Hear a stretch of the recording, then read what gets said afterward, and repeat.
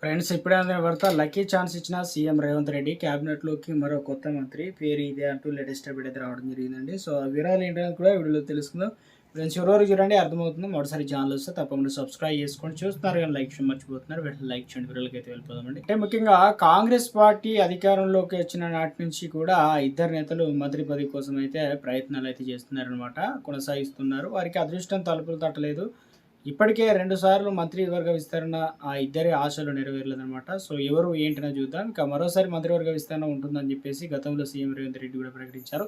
ఈ నేపథ్యంలో కేరళ ఎన్నికల తర్వాత తెలంగాణ రాష్ట్రంలో మంత్రివర్గ విస్తరణ ఉంటుందని మరోసారి సీఎం ప్రకటించడంతో జిల్లా రాజకీయాల్లో వాతావరణం వేడెక్కింది. ఎలాగైనా ఈసారి మంత్రి పదవి దక్కించుకోవాలని ఆ ఇద్దరు నేతలు ఎవరికి వారు ముమ్మర ప్రయత్నాలు చేస్తున్నారు. అందులో ఒకరు మునుగోడు శాసనసభ సభ్యులు కోమటిరెడ్డి రాజగోపాల్ రెడ్డి, రెండో వారు దేవరకొండ ఎమ్మెల్యే నేనాబాత్ బాలు నాయక్ అనమాట. అయితే ప్రస్తుతం ఉన్న మంత్రివర్గంలో ముగ్గురు మంత్రులు తొలగించడంతో పాటు మరో ఇద్దరు ఎమ్మెల్యేలు మంత్రివర్గంలోకి తీసుకోబోతున్నట్లు సమాచారం. ఈ దఫా మంత్రివర్గ విస్తరణ అయితే కొత్తగా 5గురు మంత్రులు బాధ్యత స్వీకరించబోతున్నట్లు తెలుస్తుంది.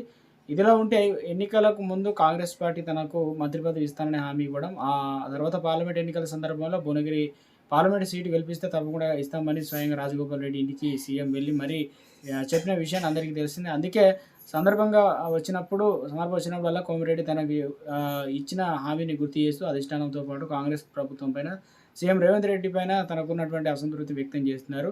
అయితే ఇటీవల మున్సిపల్ ఎన్నికల సందర్భంగా చౌటుప్పల్ మండలం కేంద్రంలో అవసరమైతే తానే సీఎం అవుతానని చెప్పేసి ప్రకటించడం, అసెంబ్లీ సమావేశాల్లో సీఎం మంత్రుల నియోజకవర్గంలో అధిక నిధులు తీసుకెళ్తున్నారని స్వపక్షంలో విపక్ష స్వర్గాన్ని వినిపించిందనమాట. క్రమంగా జిల్లా అంటే ముగ్గురు మంత్రుల పేర్లు, జిల్లా ఉత్తమ్ కుమార్ రెడ్డి పేర్లు అదేవిధంగా చెప్తూ నిధులన్నీ కూడా ఆ నియోజకవర్గానికి వెళ్తున్నాయని తీవ్ర ఆరోపణలు చేశారు. వాటికి తలనొప్పిగా మారారు. ఇలాంటి పరిస్థితుల్లో కోమరెడ్డి మంత్రివర్గ స్థానం కల్పించాలని అధిష్టానం కూడా ఇప్పటికే నిర్ణయించినట్లు ప్రచారం జరుగుతుంది. కాంగ్రెస్ పార్టీకి అండగా ఉన్న సామాజిక వర్గాల్లో లంబాడి వర్గం అతి ప్రధానమైనది. అలాంటి వర్గానికి సరైన గుర్తింపు ఇచ్చేందుకు దేవరకోట ఎమ్మెల్యే బాలనాయక్ మంత్రివర్గంలో స్థానం కల్పించేందుకు సీఎం రేవంత్ రెడ్డి నిర్ణయం తీసుకున్నట్లు పెద్ద ఎత్తున ప్రచారం జరుగుతుంది.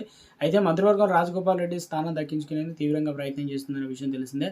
అయితే ఇప్పటికే కోమటిరెడ్డి రాజగోపాల్ రెడ్డి సోదరుడు కోమటిరెడ్డి వెంకటరెడ్డి మంత్రివర్గంలో పనిచేస్తుండగా అదే సామాజిక వర్గానికి చెందిన మరొక మంత్రిని ఉత్తమ్ కుమార్ రెడ్డి కూడా ఉన్నారు. ఇక మంత్రివర్గ వెంకటరెడ్డి రాజగోపాల్ రెడ్డి ఆయన స్వయన సోదరుడు కావడంతో పరిస్థితి ఆయనకు ప్రతికూలంగా మారిందని చెప్పవచ్చు. ఇప్పటికే ఇద్దరు రెడ్డి సామాజిక వర్గానికి చెందిన మంత్రులు పనిచేస్తుండడంతో మూడో మంత్రిని కూడా అదే సామాజిక వర్గానికి ఎమ్మెల్యేలు తీసుకుంటే ఎస్సీ, ఎస్టీ, బీసీ, మైనారిటీ వర్గాల ప్రజలు పార్టీ ప్రభుత్వంపై తప్పుడు అభిప్రాయాన్ని ఏర్పడుతుందని చెప్పేసి భావన కూడా ఉందన్నమాట. సో మొత్తానికైతే ఇప్పుడున్న పరిస్థితులు బట్టి ఒకరి పేరు ఫైనల్ చేసినట్టు చెప్తున్నారు. మరి ఫైనల్గా వచ్చే టైంకి మరి ఎవరికి ఇస్తారు, ఎవరిని మంత్రి పదవి తొలగిస్తారో దానిపైన కూడా సర్వత్రా ఉత్కంఠ మారిందంటున్నారు రాజకీయ నిపుణులు. ఎవరి కారు ఇక మొత్తానికైతే లాబింగ్ చేస్తున్నారు అంటున్నారు.